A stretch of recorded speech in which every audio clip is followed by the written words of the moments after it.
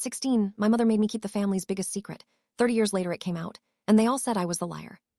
At the family meeting, my brother called, and he actually called it that, a family meeting, as though we were a board.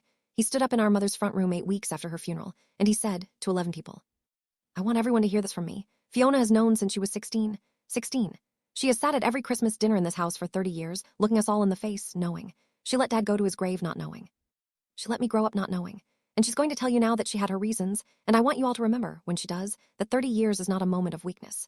30 years is a decision you make again every single morning." 11 faces turned to me, my aunt, my cousins, my brother's wife, my own daughter, and I said I was 16, and she made me swear. And my brother said the sentence that has followed me ever since, "Don't you dare. Don't you dare put this on a dead woman who can't answer. You're the one who lied. You're the only one in this room who actually lied. Own it." Let me back up. My name is Fiona Brennan. I'm 48 years old, and when I was 16, my mother sat me down in a kitchen and told me something that ended my childhood, and then told me I could never tell anyone, and I didn't. For 32 years, I didn't.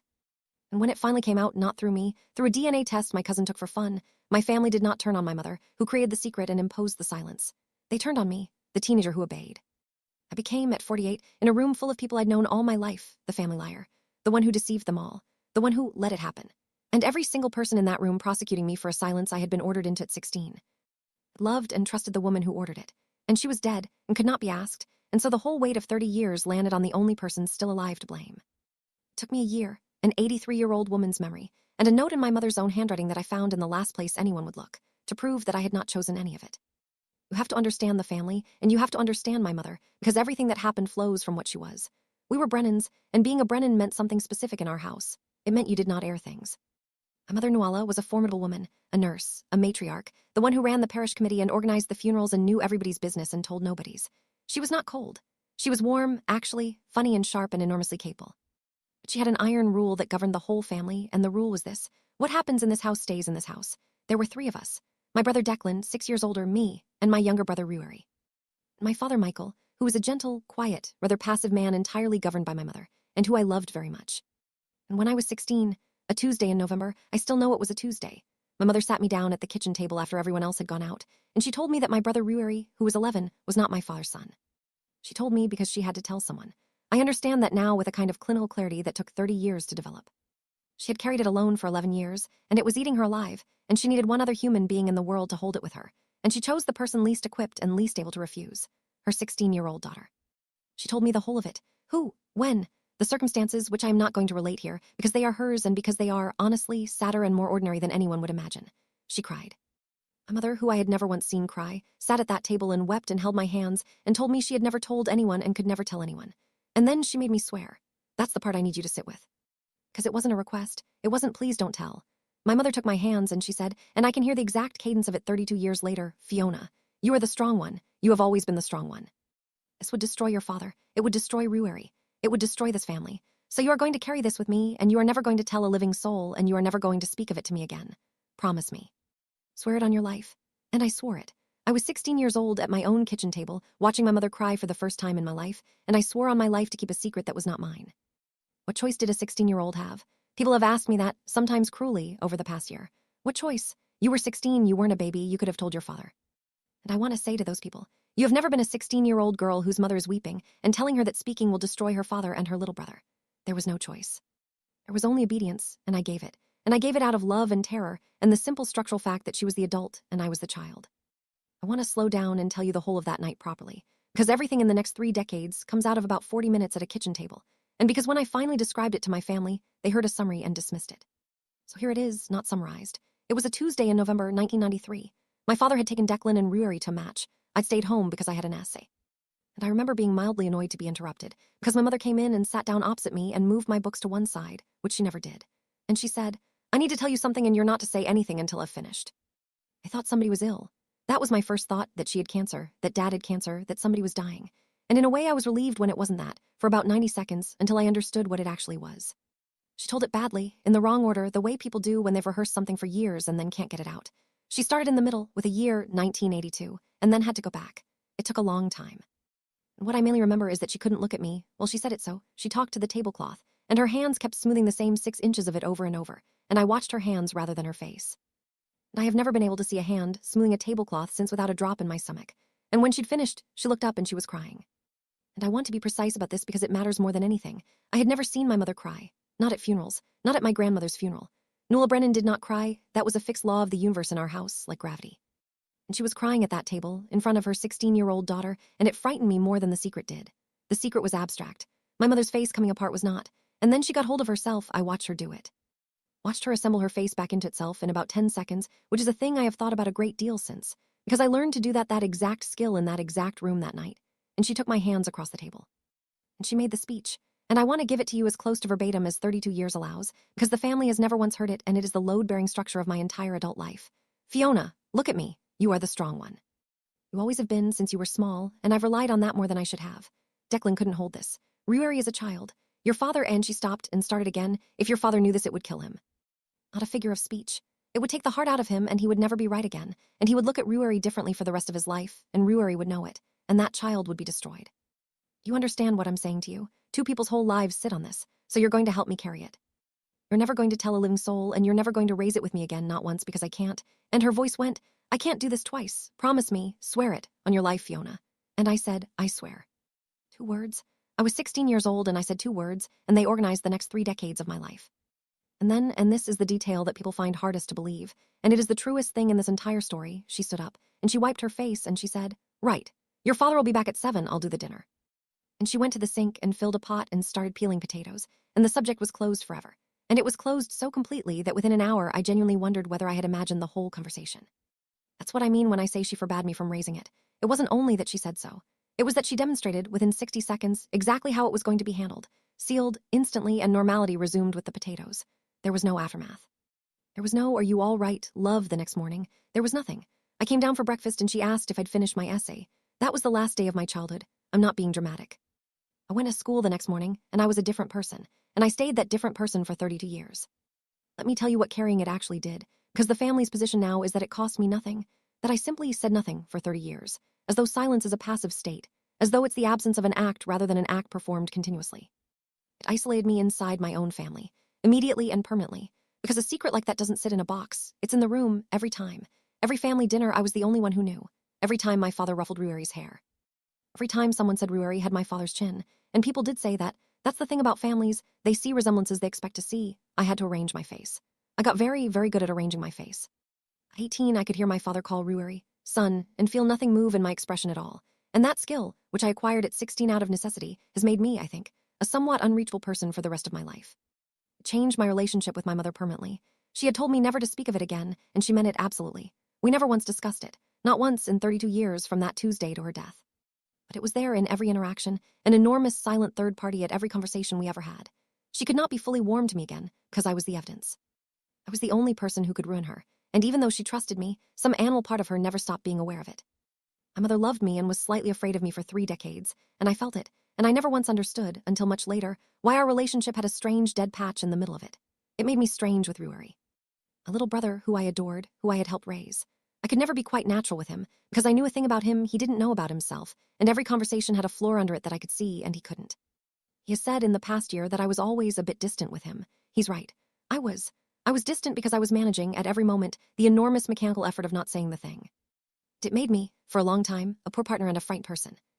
Because when you learn at 16 that the family you live in is not what it appears, that the man you love is being deceived daily by everyone around him, that everything can be a performance, you don't ever fully trust the surface of anything again.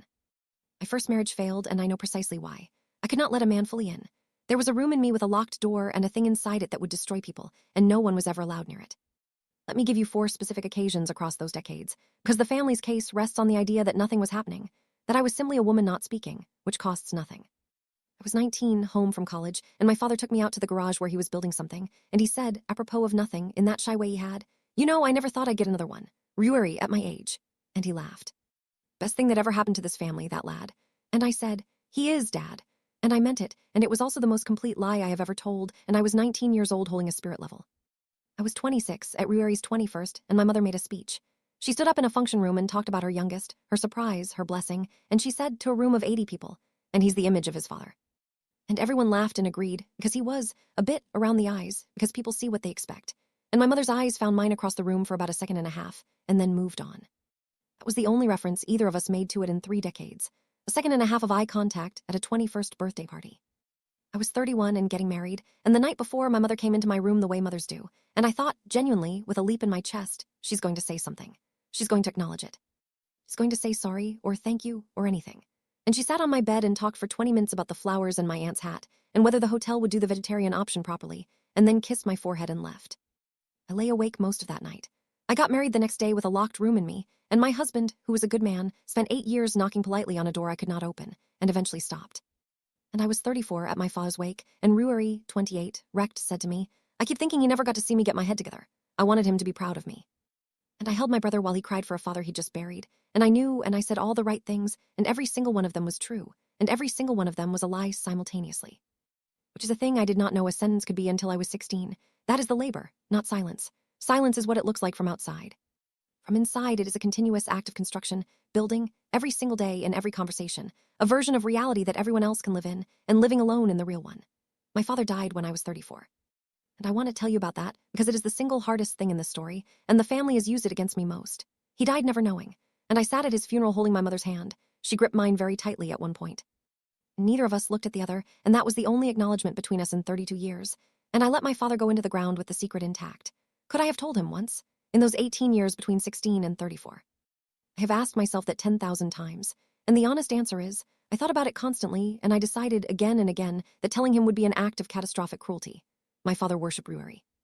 Yuri was the late child, the surprise, the boy who came when my parents thought they'd finished, and my father's whole late life was organized around him. Tell my father at 50, at 60, at 70, that his beloved youngest son was not his, what would that have achieved except the destruction of the last happy years of a gentleman's life? For what? For a principle. I want to be honest, I don't know if I was right. That's the truth. I have never known. Maybe he'd have wanted to know. Maybe truth is owed regardless of consequence. I have gone round that circle for 3 decades and never once come out the other side with certainty. What I do know is that a 16-year-old's promise and a genuine agonized judgment about an old man's happiness are not the same thing as lying. And that I made that judgment alone at every stage with no one to consult because the one other person who knew had forbidden the subject. My mother lived another 14 years after him, and in those 14 years, nothing, not one word. I watched her age, and I waited, honestly I waited for her to raise it. To say, Fiona, we should talk about it. To say, I'm sorry I did that to you. Make some provision, some plan, some acknowledgement that a bomb had been left in her children's lives, and someone ought to think about it. She never did. She died at 81, without ever once, in 32 years, referring to the thing she had made me swear on my life to hold. And 8 months after she died, my cousin Amr bought a DNA testing kit as a Christmas novelty, and the whole thing came apart in 9 days. Here's how it actually surfaced, because the mechanism matters. Amr's results came back with a close match she didn't recognize, a man in his 40s, listed as a half-cousin or thereabouts, whose surname meant nothing to her. And Amr, who is nosy in the entirely benign way of people who love genealogy, started poking. And within a week, the family tree had a shape that made no sense unless one of us was not who we thought. And within 9 days, someone had worked out it was Ruari. I was not consulted. I did not surface it. I found out that the secret had broken the way everyone else did. A series of increasingly frantic phone calls, on a Tuesday evening, 32 years almost to the month after my mother sat me down at that kitchen table. And in the first 48 hours, the family's horror was aimed exactly where you'd expect. At my mother, at the situation, at the sheer disorientation of it. Poor Ruari, poor Dad, God rest him, poor everyone. And then, on about day 3, my brother Declan rang me and asked directly, because he'd been thinking, Fi, did you know? And I had a choice, and I made it in about 2 seconds, and I have never regretted it. I told the truth. I said, yes. Since I was 16, Mum told me and made me swear. And the entire weight of the family's shock, grief, and rage swung, in the course of about a week, off my dead mother and onto me. I want to explain why, because it took me a long time to understand, and it's the whole cruelty of it. My mother was dead. That's the mechanical fact underneath everything. You cannot confront a dead woman. You cannot make her explain herself or apologize or feel it. There's nowhere for that rage to go, and rage that has nowhere to go does not evaporate. It finds the nearest available living target. And there I was, alive, sitting at the Christmas table for 30 years, knowing, and it was so much easier emotionally for everyone. Because to be furious with my mother is complicated. She was their mother too, she was dead, she'd been loved, and being furious with her means demolishing the woman they'd just buried and grieved. Whereas being furious with Fiona is simple. Fiona is here. Fiona can be shouted at. Fiona can be made to explain. And most importantly, blaming Fiona lets everyone preserve their mother, because if the real crime is the concealment rather than the act, then the villain is the concealer, and the concealer is conveniently available. The story assembled itself within a fortnight, and it went like this. Ma'am did a terrible thing, God love her, but she was human and she's gone and she paid for it in her own way. But Fiona lied to all of us for 30 years. Fiona looked us in the eye. Fiona let Dad die not knowing. Fiona had 32 years, 32 years. To say something, and every single day she chose not to. That's not weakness. That's who she is. Let me show you how that consolidated, because it happened in specific conversations, and each one added a brick. My cousin Amur, who had innocently detonated the whole thing and felt terrible about it, rang me in the second week, upset, and said, "Fi, I have to ask. Is it true you knew? Only Declan's saying you've known for 30 years. And when I said yes and started to explain about being 16, she said, not cruelly, just bewildered, but you were at my wedding. You did a reading." As though the two facts were incompatible. As though a woman who knows a secret cannot also do a reading at a wedding. And I understood that in the family's imagination, the knowing was not a private burden I carried. It was a thing I had been doing to them, at every event, for 30 years. Every occasion I had attended was retroactively converted into an occasion at which I had deceived them. And my sister-in-law, Declan's wife, who I had always liked, said the thing that hurt most because it was the most reasonable. She said, "I'm not judging you, Fiona. But I have to be honest, I keep thinking, if you could keep that for 30 years, what else would you keep?" And there is no answer to that. It is unanswerable, and it is quietly devastating, and it followed me around the family for a year. Not you did a wrong thing, but you are a person capable of 30 years of it, and so you are not noble. And then Declan, in the worst conversation of the entire year, said, "You know what I can't get past? You were at the hospital when Dad died. You were holding his hand. He was crying by then, and you knew. You held his hand and you knew, and you let him go without it. And that one I had no defense for because it was true, and because I had thought about it every day since. I had held my father's hand while he died, and I had made a decision, in that room, in the space of about a minute, not to detonate the last hour of a gentleman's life. I still believe that was right. I will also never be sure. And when your brother says it to you across a kitchen table with tears on his face, the philosophical distinction between a promise imposed at 16 and a choice made at 34 collapses entirely, and all that's left is, you knew and he didn't. You were the one holding his hand. Once, at 16, obeying my weeping mother became 32 years of daily deception, chosen each morning by an adult woman. That's the refrain. And it is, I have to admit, superficially devastating because the arithmetic is true. It was 32 years. I did say nothing at every one of those Christmases. Let me tell you about my brother Ruari, because he is the one person in this whose reaction I could never resent. He was destroyed. Of course he was. 43-year-old man discovering that his father was not his father, that his mother had lied to him for his entire life, and the piece that hurt him most, that his sister had known since he was 11 years old. Every memory he had of me was retroactively contaminated.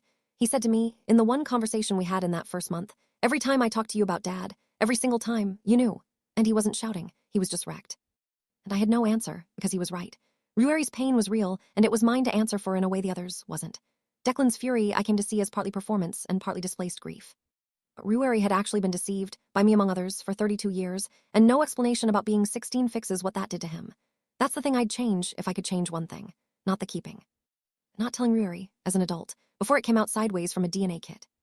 Because he found out in the worst possible way, from strangers on a website at 43, and I could have spared him that, and I didn't, because I was still keeping a promise made to a woman who by then had been dead 8 months. The family meeting I described at the start, Declan standing up in our mother's front room, was my first real attempt to explain myself, and it was a disaster. I had prepared. I thought about it for days. And I stood in that room and I told the truth as plainly as I could. I was 16. She told me alone. She wept. She said it would destroy Dad and destroy Ruari. She made me swear on my life and forbade me from ever raising it again. I have carried this alone since I was a child, and I have never had one single person to talk to about it in 32 years. And it failed completely, for 2 reasons I hadn't anticipated. The first was Declan's line, which was ready before I opened my mouth. "Don't you dare put this on a dead woman who can't answer." And that is an extraordinarily effective weapon, because it makes the truth itself into an act of cowardice. Every accurate thing I said about my mother's role, every single one, landed as a grieving daughter slandering her own dead mother to save herself. The more precisely I described what she'd done, the worse I looked. I was in a position where telling the truth was indistinguishable from blaming a corpse. The second was that I had no proof, and I hadn't understood that I'd need any. That's the naivety that undid me. It had genuinely not occurred to me that my account of a private conversation with my mother in 1993 would require corroboration. But of course it did. There were 2 people at that kitchen table, and one of them was dead. Everything I said about that night was, formally, unverifiable, the word of the person with the most obvious motive to shift blame. And my Aunt Deirdre, my mother's sister, said the sentence that ended the meeting. Nuala would never have put that on a child. She'd have carried it herself. She was that kind of woman. She'd have carried it herself. The family's image of my mother strong, capable, the one who bore things, became the argument against me. Nuala was too strong to burden a 16-year-old. Therefore Fiona is lying about how she came to know. Therefore Fiona knew some other way and chose silence for her own reasons. I went home from that meeting understanding that I was not going to be believed, and that the reason I wasn't going to be believed was that my mother had been very good at seeming like the kind of woman who would never have done what she did.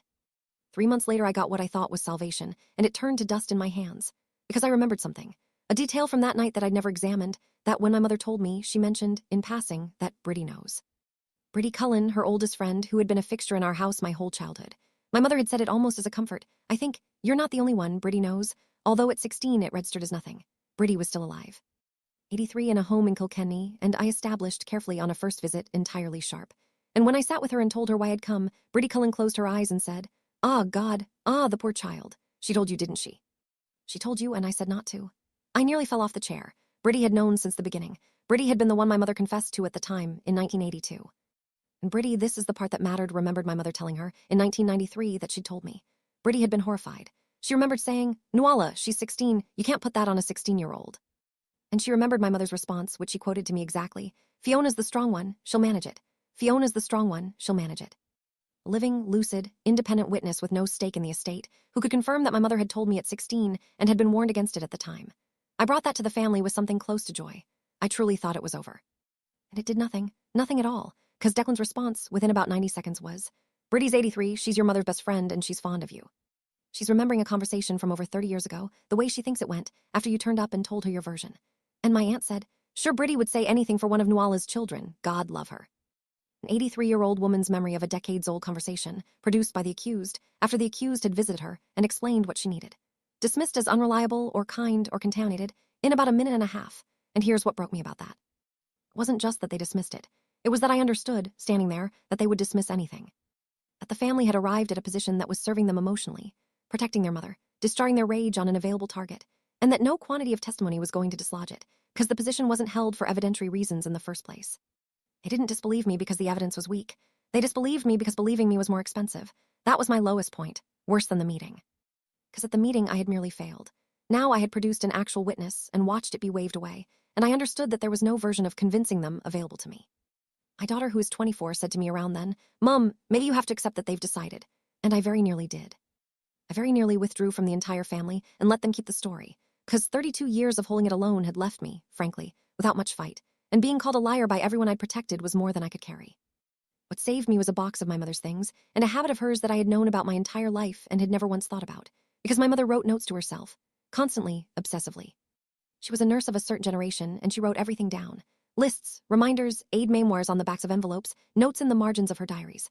The house was full of her handwriting. It was a family joke, Ma'am's notes, Ma'am's lists, Ma'am writing down what she was going to say before she said it. And when we cleared the house, I took a box. Not the good things, Declan and Ruari divided the meaningful items, and I did not contest any of it. I had no appetite for it. I took a box of paper. Her old diaries, a few photograph albums, the accumulated stationery drawer detritus of 50 years. Nobody else wanted it. I took it because it was hers, and because I wanted something. And it sat in my spare room for 4 months while I was busy being destroyed by my family. And one evening in February, unable to sleep, I opened it. Her diaries were not diaries in the confessional sense. They were appointment books, mostly, dental appointments, committee meetings, the bins, which is why nobody had thought them worth anything. But she wrote in the margins, and she used the back pages for lists. And in the back of the 1993 diary, the year I turned 16, the year of the Tuesday in November, in my mother's small, precise nurse's handwriting, was a page that was not a list. It was headed simply Fiona. And underneath, in a woman's private hand, written to no one, told her, "God forgive me," I told her. "I couldn't carry it another day on my own, and I told a child. Bridie says I shouldn't have, and Bridie is right." She took it very well, too well, she has her father's calm. Made her promise, I know what I'm asking. I'm asking her to lie for me for the rest of her life. And she said yes, because she loves me, and because she's 16 and doesn't know what a life is yet. I have put a stone on that girl's back that she will carry to her grave, and I did it because I am weak, and I could not carry it alone one more day. She must never tell him it would kill him, and she must never tell R. If it ever comes out, let it be on me. It was never hers. God forgive me, it was never hers. If it ever comes out, let it be on me. It was never hers. I need to tell you what the 4 months before that were like, because the diary did not arrive at a woman who was coping. By January, I had stopped going to things. Not dramatically, I just started having reasons. Cousin's christening, a birthday, the ordinary calendar of a large family, and each time I would think about walking into a room where everyone had decided what I was, and I would find a reason. And of course, that produced exactly what you'd expect. Fiona's not coming to anything now, which was read, naturally, as guilt, the withdrawal of a woman who couldn't face people.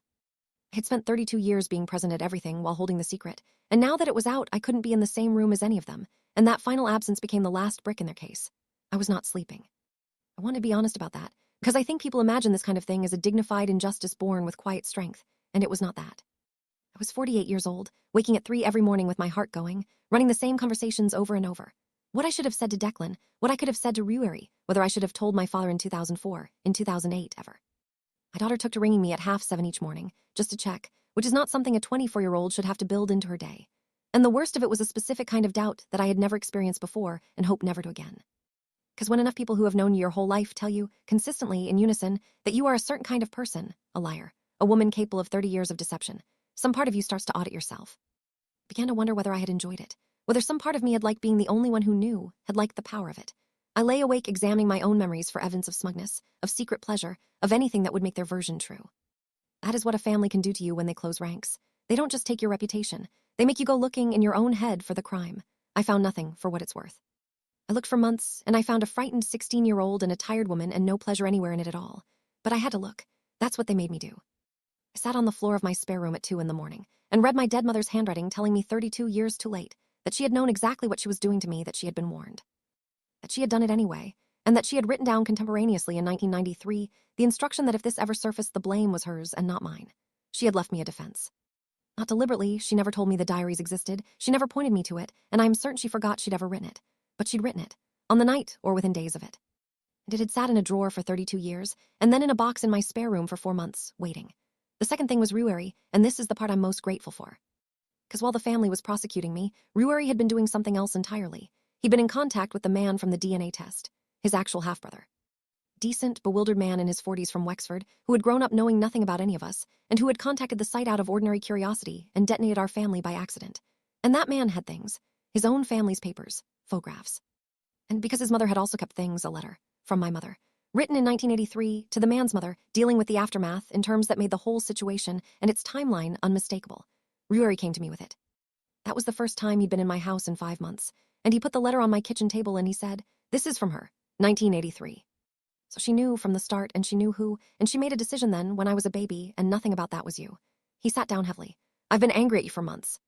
And I've just spent a weekend reading things from 1983 when you were 6 years old.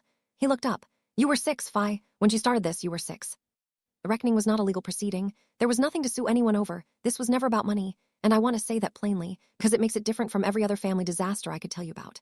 Nobody stood to gain a penny. This was purely about who was going to be the family's villain. It happened in the same front room, at a gathering that was supposed to be about my mother's headstone. And Declan, as ever, made a remark, something about how it was hard to grieve properly with everything hanging over us, and looked at me, and I put the 1993 diary on the table. I said, I want to read something, and then I'll go, and you can all decide what you want to do with it. This is Mum's handwriting. It's the back page of her 1993 appointment diary, the year she told me. You can all check the handwriting against anything in this house. And I read it, all of it. I have put a stone on that girl's back that she will carry to her grave. I read it in that room in her voice as best I could, and my hands were shaking so badly Declan's wife had to take the diary from me at one point and hold it for me. And I read the last line twice. If it ever comes out, let it be on me. It was never hers. Nobody said anything for a long time. And then my Aunt Deirdre, who had said Nuala would never have put that on a child, who had ended my first attempt with one sentence, made a small sound and put her hand over her mouth and said, "Oh, Fiona. Oh, love." And Declan said, "Let me see it." He read it 4 times. I watched him read it 4 times. And then my brother, who had stood up in that room and told 11 people that I was the only one who had actually lied, said, "And I'll give him this." He said it out loud in front of everyone, which cost him something. He said, "I've been blaming you because she wasn't here to blame. I knew I was doing it. I think I knew I was doing it in November." He put the diary down. "I'm sorry, Fi, I'm so sorry."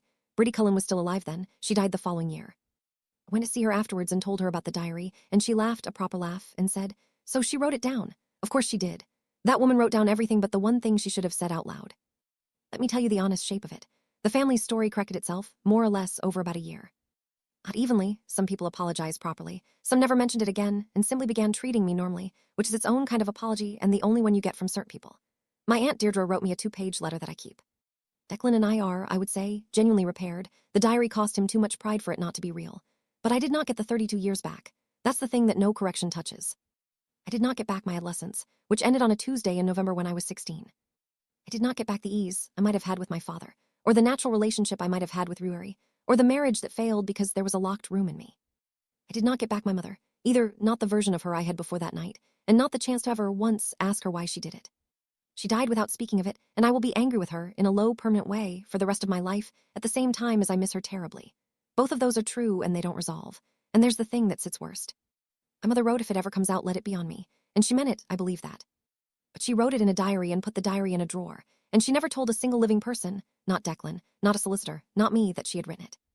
She had told me, on any day in the following 32 years, "Fiona, if this ever surfaces, look in the back of my 93 diary." I would have been spared a year of being the family liar. She wrote the exoneration and then filed it where only luck would find it. That's the most my mother thing about the whole affair. She discharged her conscience in private, in writing, alone, and told nobody. She wrote down everything but the one thing she should have said out loud. Bridie was right. Ruari and I are close now, closer than we ever were, which is the strange gift in all this. Because the distance he'd always felt from me, the thing he called my being a bit distant, had an explanation, and once he had it. 30 years of small coldnesses reorganized themselves into what they'd actually been, a sister holding a bomb and trying not to be near him with it. He said, "I thought you didn't like me much. I thought it was a personality thing." And I said, "I loved you so much I couldn't look straight at you." And that was the first time either of us cried in front of the other since we were children. He has a relationship with his half-brother in Wexford now, and with that side, which is difficult and good. He calls the man my brother, and he calls me my sister, and he has said that he is not going to spend his 40s ranking people. He's a better man than the rest of us, which I think is because he was raised by a father who adored him, and that, whatever else is true, was my father's doing and nothing to do with genetics. I am, on balance, glad it came out. That's not the answer people expect.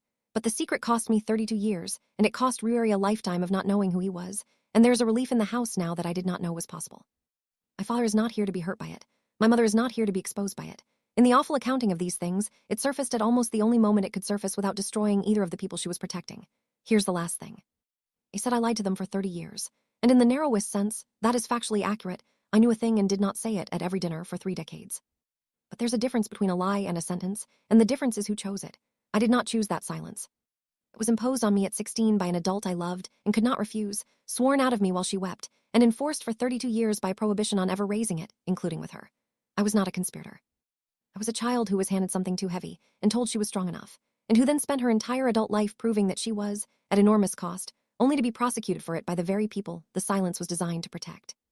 And the reason they could do it, the whole reason, is that the person who actually made the decision was dead, and rage needs a living address. They didn't blame me because the evidence pointed at me. They blamed me because I was the only one still available to blame, and because blaming me let them keep their mother. What saved me was not being believed. Nobody believed me, not after the meeting, not even with an 83-year-old eyewitness. What saved me was that my mother, on the very night she did it, sat down alone and wrote the truth in her own hand, because she could not live with what she'd done and had nowhere to put it except a page. I have put a stone on that girl's back that she will carry to her grave. She knew. She knew that night in 1993 precisely what she had done to me. She wrote it down, and she never said it aloud to a living soul for the next 32 years, and then she died and left me holding both the stone and the blame for carrying it. But she also wrote the other line. And in the end, that line is the only thing that ever cleared me, and I say it to myself sometimes, in her handwriting and her voice. If it ever comes out, let it be on me. It was never hers. It was never mine. It took her handwriting to say so, 32 years late from a drawer, but she said it.